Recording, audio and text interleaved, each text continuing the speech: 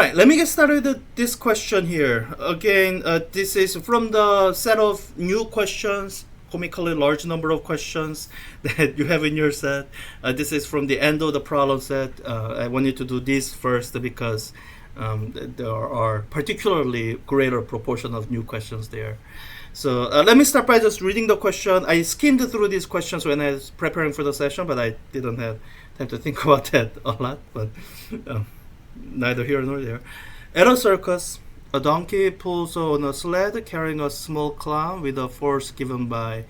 All right, let me just start just sketching. I like to doodle when I read the question so that I can make sure that I'm not missing any information.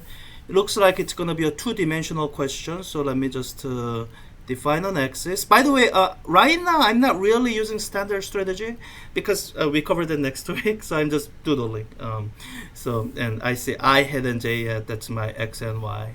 So the force that's given by, and we'll just say that there's an x component that's given and there's a y component that's given.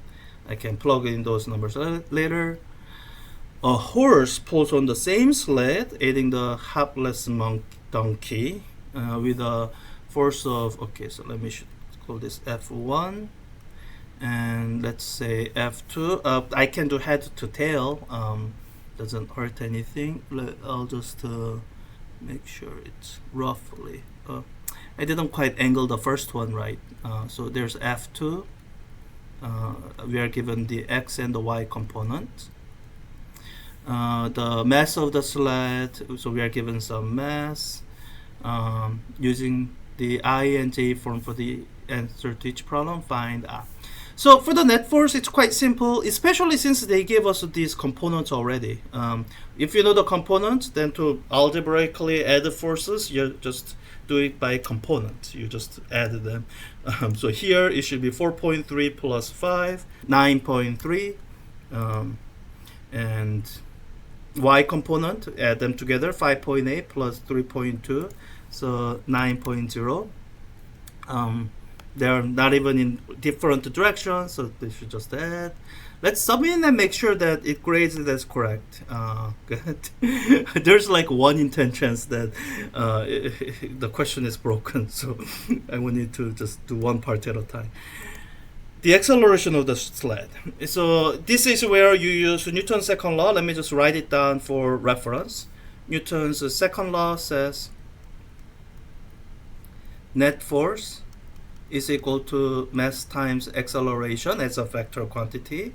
And sometimes you will see me write this as acceleration is equal to net force divided by mass.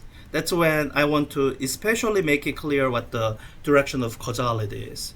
It's the net force that causes acceleration, not the other way around. So either way, I guess I will use this form.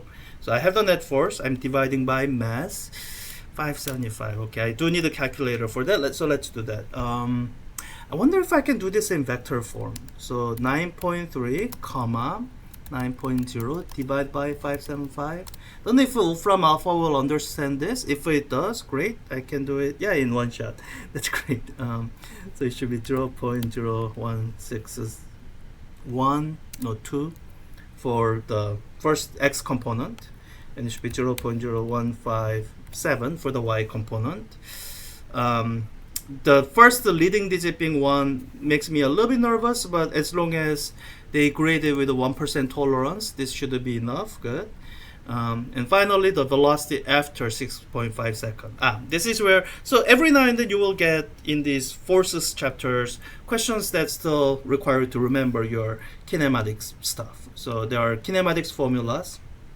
Let me just write down the one that's relevant here, which is that velocity as a function of time is the initial velocity plus acceleration times time. Hopefully, after some time that we spent in kinematics, these come more easily to you than a week ago. So here, all I do is I already have acceleration. I calculated it.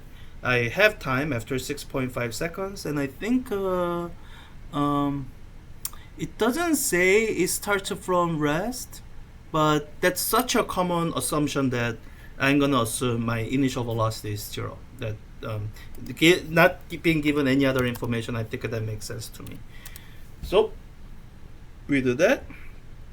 I have this velocity component 0.105 meter per second for the x component and 0.102 for the y component. That's it. I guess the only thing that makes this potentially not as easy as some of the earlier problems that question is, it's two-dimensional, so you just have to deal with the things as a vector quantity.